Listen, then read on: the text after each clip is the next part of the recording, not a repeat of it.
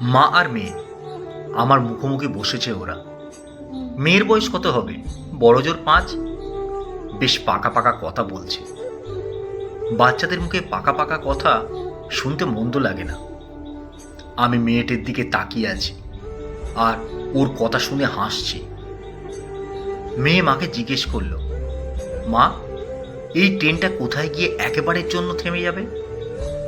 মা বিরক্ত হয়ে বলল, চুপ করে বস না সময়। সময় বলল, আমি চুপ করব না, আগে বলো ট্রেনটা কোথায় গিয়ে থামবে। মা বাধ্য হলো উত্তর দিতে, বলল, হাওড়া। হাওড়া? আমাদের জেলার নাম হাওড়া। মা, জেলা মানে কি? মেয়ের প্রশ্ন শুনে মা এবার উল্টো দিকে মুখ করে দিল। বুঝলাম কঠিন প্রশ্ন করে ফেলেছে মেয়ে। মেয়ে কিন্তু নাছোড় বান্দা। জিজ্ঞেস করলো আবার, মা, জেলা মানে কি? মাকে বিরক্ত করছে দেখে পাশে বসা অন্য এক ভদ্র মহিলা তখন বাচ্চাটিকে বলল, তুমি যে এত প্রশ্ন করছো তোমার মাকে, তোমাকে আমি এবার প্রশ্ন করব, উত্তর দিতে পারবে তো? বাচ্চাটি ভীষণ পাকা, সঙ্গে সঙ্গে বলল, তোমাকে আমিও প্রশ্ন করব তাহলে। মেয়ের কথায় মা এবার মুখ খুলল, ধমক দিয়ে বলল, সময়, এগুলো কি হচ্ছে?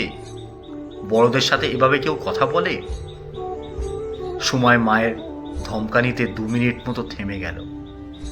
তারপর জিজ্ঞেস করলো, মা, তোমাকে বেশি সুন্দর দেখতে নাকি আমাকে?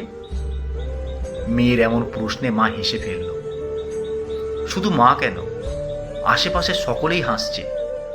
মা বলল, তোমাকেই দেখতে সুন্দর, তুমি বিশ্ব সুন্দরী। মেয়ে কি যেন ভাবল, কৌতূহলী হয়ে তারপর বলে উঠল, তোমাকে দেখতে খারাপ? দেখতে খারাপ যদি, তোমার কি করে বিয়ে হলো মা? মা তখন চোখ পাকিয়ে মেয়ের দিকে তাকিয়ে বলল, উফ, এবার কিন্তু লিমিটের বাইরে যাচ্ছিস, তোর পাপাকে গিয়ে সব বলবো আমি। মেয়ে ঠোঁট ফুলিয়ে বলল, আমাকে বগলে তো আমার বিয়েতে তোমাকে নিমন্ত্রণ করব না।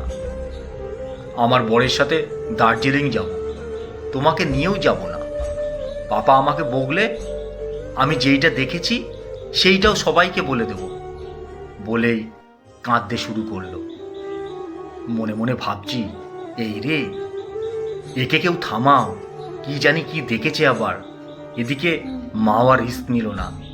দাসনগর স্টেশন আসতেই মেয়েকে নিয়ে হুড়মুড়িয়ে নেমে গেল।